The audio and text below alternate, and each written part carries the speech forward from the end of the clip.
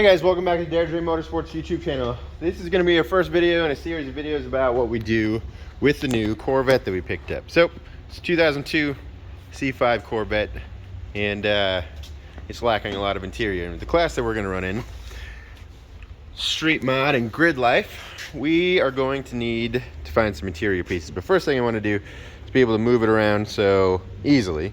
I've just been sitting on one of my little to-go toolboxes for a while, but I want to actually get in, move it around the way that properly should. In case this toolbox slides around and all of a sudden foot slides off the clutch, runs into something, that wouldn't be amazing.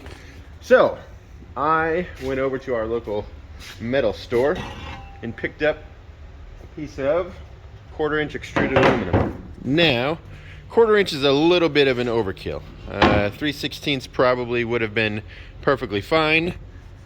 However, I am okay with a little bit of overkill on something that's going to hold me in place. So what I'm going to do is kind of make a little bit of a template out of our 4 mounting holes that we have there, and then I'm going to go ahead, draw that template out in the base. We'll cut it in half since this is 48 inches and we need 24 inches on either side. Then we'll go over to the Mustang. I will pull the MOMO seat out of the Mustang. We'll go over to the office. We'll grab the other seat that used to be in the Mustang from last year, and we'll go ahead and put that back in the Mustang. But we're gonna move the MOMO seat over to the Corvette. So first thing I'm gonna do, measure some stuff up, put it out onto the extruded piece of aluminum, and we'll start cutting. Let's do it. All right guys, so here we are. We have got the 2 pieces cut in half. I got some measurements written down that I took from measuring our bolt spacing of the 4 pieces. And then from there, I went ahead and measured bolt spacing off the end. So we've got some holes that we'll have to drill in them in each corner. And then I went ahead and took our rear bolt on our seat from the bolt to the ground so I can make it as low as possible, and measured that. And that is this hole right here that we are going to go ahead and drill. So we'll get these ones drilled out, that way I can bolt it in or set it in, get it bolted up like this. Then I can measure the tilt angle I want, and somewhere about here we'll be drilling another hole for our front hole. But I want to be able to measure the actual angle of setback that I want for the seat. So yeah, let's get these bolt holes drilled. We'll get it set in the car, get it measured up.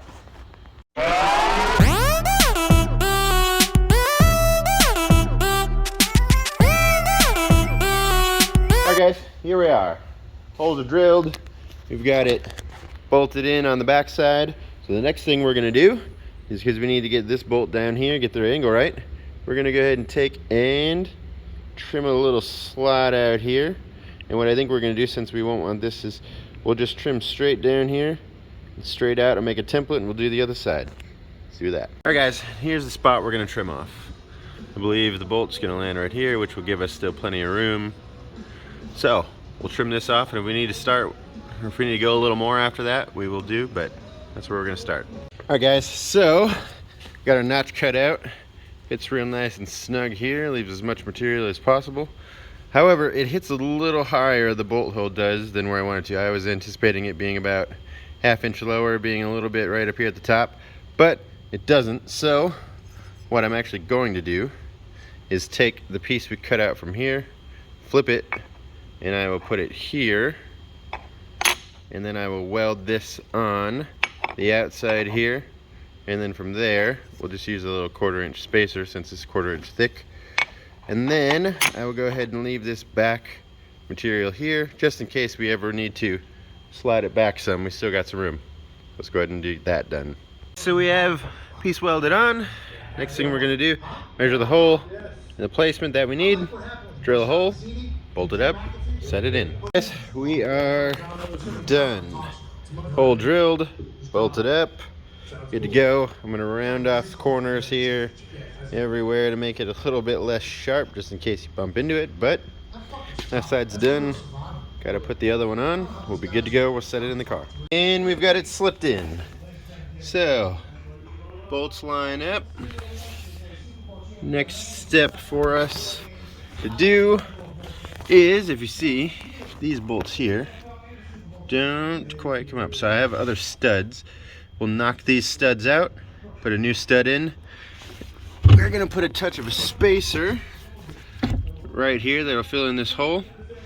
Come on, there we go. Touch of a spacer. The stud will be longer, and then we'll just put a bolt or a nut on top of it like it would normally be. Then we'll be done.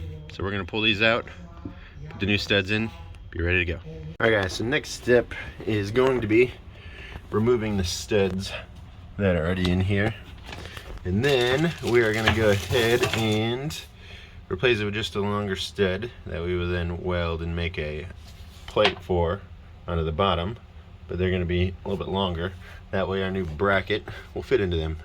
So what we're gonna do in order to remove these is we're just gonna take this tool, and then I'll pry back and forth. That'll pop the 3 little welds that are on them loose. Then we'll just pop it down with a hammer.